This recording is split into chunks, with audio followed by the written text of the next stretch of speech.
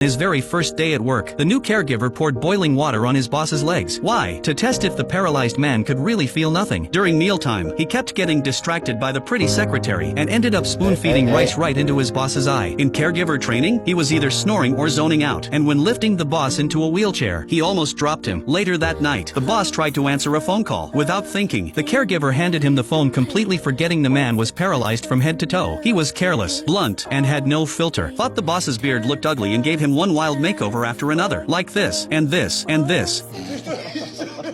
You'd think the boss would have fired him on the spot, but instead, he offered him an incredibly high salary, because somehow, these two so different in background, in personality, in everything, ended up becoming the best of friends for life. The boss's name was Philippe. He used to be a billionaire, but a paragliding accident left him completely paralyzed. His wife passed away soon after. Philippe decided to hire a caregiver. The pay was generous, and the candidates lined up in suits and ties. Some came from elite universities, some had walls full of awards. Everyone was desperate to prove themselves, except for one. He walked in wearing street clothes, and he wasn't here to get the job, he was here to get rejected. Because once a person is turned down by 3 employers, they're eligible for government unemployment benefits. So Driss, the man in question, had no intention of being polite. He insulted Philippe's taste, mocked his lack of humor. He treated Philippe like he was nobody, and oddly enough, Philippe found it hilarious. While the others were too stiff and careful, Driss was blunt, direct, and real. So Philippe played a little trick. He told Driss to come back the next day for a signature on the rejection form. What Philippe didn't know was that Driss had just been released from prison. He had no job, no future, and had been kicked out of his mother's home. He had nowhere to go. So the next morning, he showed up at the mansion. All he wanted was that signature. But instead, the housekeeper gave him a full tour. Room after room, massive, luxurious. Servants were everywhere. But what truly caught Driss's eye was the sparkling white bathroom. Because back home, he didn't even have a working bathtub. When he met Philippe again, he expected to be kicked out. Instead, Philippe offered him the job, gave him a 1-month trial. It felt like winning the lottery. Driss said yes on the spot. What he didn't realize was that it was his indifference, his refusal to pity Philippe, that actually made the man feel respected for the first time in years. Still, Driss had no experience. He kept messing up. He'd fall asleep during training sessions. He once used foot cream as shampoo and couldn't figure out why there were no suds. He kept forgetting Philippe couldn't move. But as time passed, Philippe started seeing something different in Driss. Everyone else tiptoed around him, afraid to offend or make a mistake. But with Driss, he could laugh. He could relax. He finally felt like a normal person again. Not since the accident had Philippe felt that free. One day, Philippe wanted to go to an art exhibit. The caregiver van pulled up, but Driss refused. He said, "I'm not shoving you into that thing like your cargo." He pulled off a tarp, revealing a Maserati in the garage. What a waste to just leave it sitting there. He was determined to bring speed and thrill back into Philippe's life, but not everyone was on board. Friends warned Philippe to fire Driss. After all, he had a criminal record, carried knives, and came from the roughest neighborhoods. They said people like that had no compassion, but Philippe disagreed. He wanted someone without sympathy, someone who treated him like a person, not a patient. Driss made him laugh, made him feel alive, even in his healthiest years. Philippe hadn't had a friend like that, but Driss wasn't all talk and jokes. One night, he noticed Philippe drenched in sweat, breathing hard. It was a phantom pain attack, a cruel side effect of paralysis. Though his body felt nothing, the pain was real. Driss said nothing. He simply grabbed a towel and wiped the sweat from Philippe's face, held his cold hand against Philippe's skin to calm him down, stayed by his side until the pain passed. To prevent another attack, Driss took him out for fresh air. They strolled through the quiet streets of Paris at 4 a.m. Philippe explained that the condition was called phantom limb pain. He said it felt like being a cold steak tossed into boiling oil. Driss didn't say much. He just kept pushing the wheelchair. Later, they talked all night. Philippe opened up. He had been taught to be strong from a young age. He made it into the best schools, met the love of his life while still in college, built his fortune from the ground up. He and his wife both loved paragliding, flying high. Looking down on the world, it made him feel free. It helped him let go of everything. But one stormy day changed it all. Driss didn't know how to respond. Then Philippe said something unexpected. He had passed the trial. He was officially hired. Not long after, Driss discovered something else. Philippe had a pen pal. They'd been writing to each other for 6 months, but had never met, not even spoken on the phone. Philippe claimed he wanted a purely intellectual romance, but Driss could see through it. He was scared